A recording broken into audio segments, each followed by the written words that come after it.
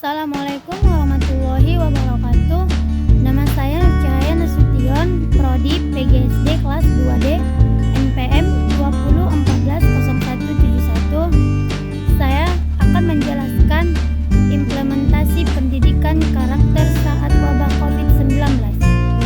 Media kontroversi dunia sedang dihadapkan pada permasalahan global, yakni wabah coronavirus disease atau COVID-19 atau lebih dikenal dengan virus corona. Wabah COVID-19 di Indonesia telah meluas ke berbagai wilayah. Jabodetabek menjadi epicentrum penyebaran virus tersebut. Pemerintah memperlakukan social distancing dan beberapa daerah memperlakukan pembatasan sosial berskala besar atau PSBB guna memutus mata rantai penyebaran COVID-19.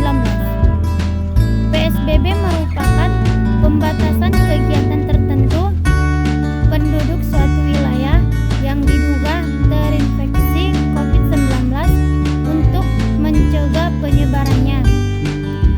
Tujuan PSBB ini untuk membatasi kegiatan tertentu, membatasi pergerakan orang atau barang, mengantisipasi perkembangan eskalasi, memperkuat upaya penanganan kesehatan dan menangani dampak sosial ekonomi dari penyebaran COVID-19.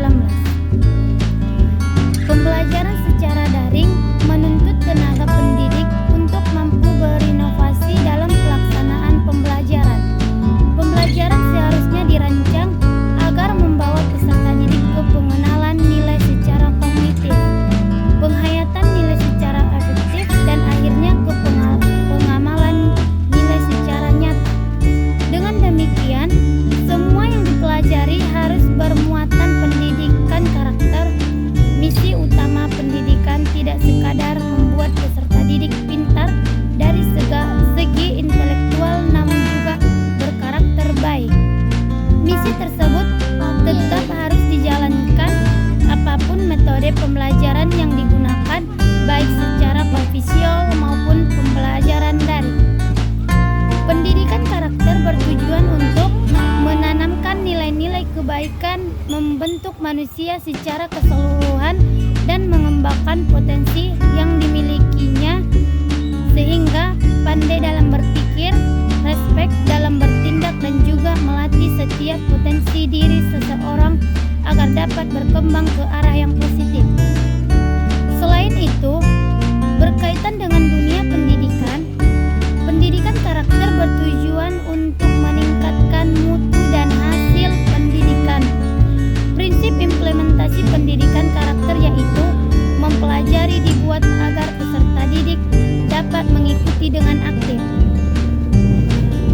Tenaga pendidik bertugas menuntun peserta didik agar aktif tanpa harus mengatakan bahwa ia harus aktif.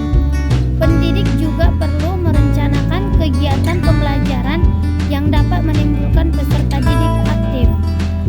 Misalnya, merumuskan pertanyaan, mencari informasi yang sudah dimiliki, merekonstruksi data, menyajikan hasil sehingga dapat menumbuhkan nilai-nilai karakter pada diri peserta didik melalui kegiatan belajar daring.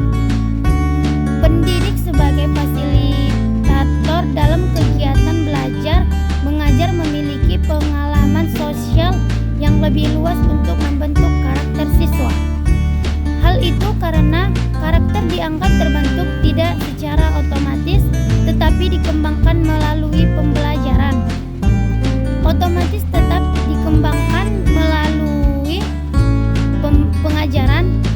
Para pakar pendidikan pada umumnya sependapat tentang pentingnya upaya peningkatan pendidikan karakter melalui jalur pendidikan.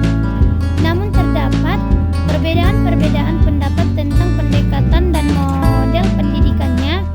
Pendekatan atau metode yang harus dilakukan pada kondisi saat ini harus disesuaikan